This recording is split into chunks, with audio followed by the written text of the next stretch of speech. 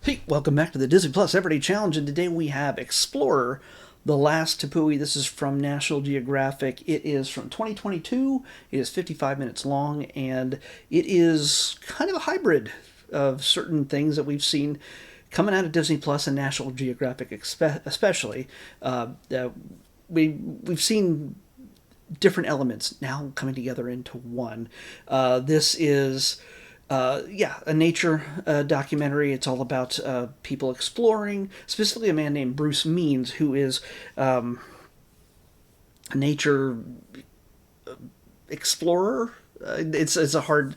I forget the term that they use to describe what he does, but he researches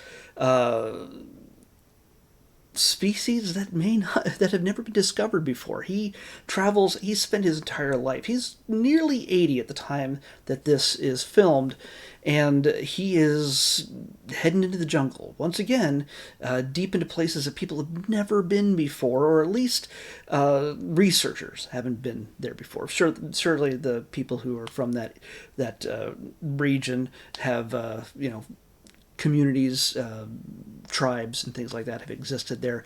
But for an explorer that searches out different types of animals, different types of flora and fauna, well, this is a big opportunity for Bruce, who is, like I said, did I say this? Nearly 80 years old.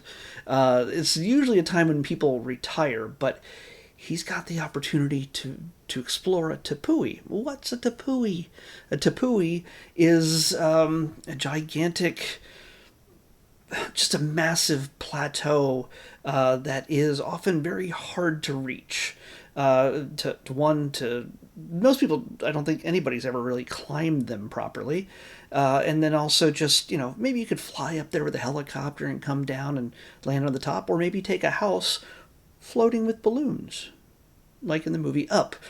At the end of spoilers, at the end of the movie, Carl's house goes all the way to South America and lands itself on top of one of these tepuis.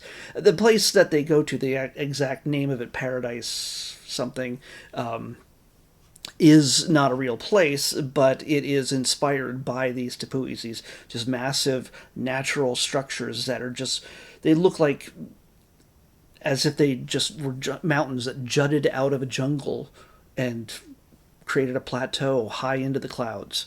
And they're pretty impressive.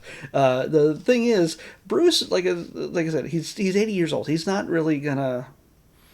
He's not getting around too much. His knees aren't really bending too much, but he's still up there. He's still up for taking on a really big adventure to search out new life forms, like say little. He's mainly looking into frogs, so because frogs, amphibians, have a lot of different origins, and what he's doing is he's looking for specific species, just offshoots of what we already know. How is he going to get up there? There's people, they basically say, let's climb the sheer straight cliffside. Let's take this man up through the jungle, through everything else, and then take him straight up a cliff. Who's going to do that for him? Well, of course, Alex Honnold. We know him from Free Solo, and most recently he climbed a building with no ropes or cables or anything else. He free climbed the Taipei 101, pretty tall building, but nothing supporting it. One wrong move, and he plummets, but he survived it. They live streamed it, I think, on Netflix. It took him like an hour and a half or so to make it up there. Well, Alex, we've seen in a number of different documentaries, different El Capitan. He climbed El Capitan, and of course, that was in Free Solo, I think. I don't know, but either way, there's plenty of things I've seen him in because since I started watching stuff on Disney Plus, which was from the beginning. So they decided to take up Bruce. There are complications, but what you get in this is a man just living his passion. This is paradise. He's loving being in this jungle. Just the pure, far away nature of everything. And we also get to see Alex Honnold in his environment climbing the side of this mountain, this cliffside. And along the way, he and others search out for little tiny frogs, and they run across giant tarantulas and all sorts of other creatures along the way. It's a pretty impressive mix between. I'll spoil a little bit of something here for you. Bruce doesn't get to climb the top to the Tepui. He doesn't do it.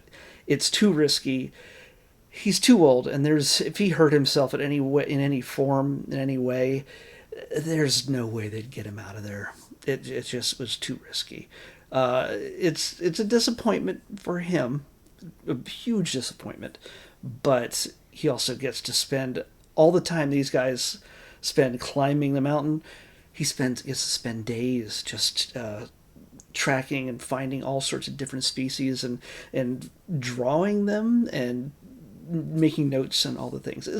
He's a big nature science nerd, and that is awesome for him to be able to explore that. So if you are into just sort of seeking out new life forms, new civilizations, well, at least new life forms, in the form of frogs and so many others, there's a lot that they've recognized. They already recognized from that area, but so much of this land, these Tepuis, especially the sheer cliff sides, life is there, and it's not easy. And the people who want to search out those things aren't necessarily climbers, as we discover in this.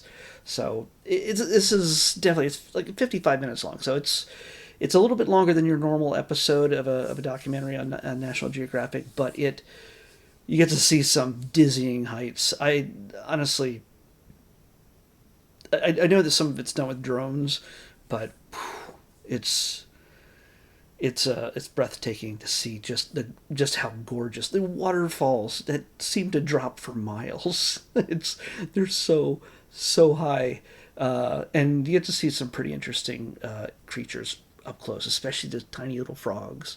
And this guy, he's living his best life. So it's always good to see people with that kind of passion, getting to discover new things. So good for him. So let's pick tomorrow's episode.